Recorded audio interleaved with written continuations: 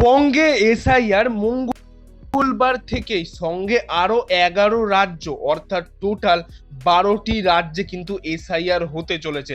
যেহেতু 2026 সালে যেই যেই রাজ্যে ভোট রয়েছে সেই রাজ্যেই আগে কিন্তু এসআইআর প্রক্রিয়া করানো হবে এবং তার কবে কি ডেট রয়েছে, কবে কবে তোমাদের বাড়ি বাড়ি গিয়ে যাচাই করা হবে, তার চূড়ান্ত তালিকা কোন তারিখে প্রকাশিত করা হবে, সমস্ত কিছু নির্বাচন কমিশন কিন্তু জানিয়ে দিয়েছে। এখানে বলে দেওয়া রয়েছে 4ই নভেম্বর থেকে 4ই ডিসেম্বর পর্যন্ত কিন্তু বাড়ি বাড়ি গিয়ে এনুমেরেশন ফর্ম দেওয়া হবে।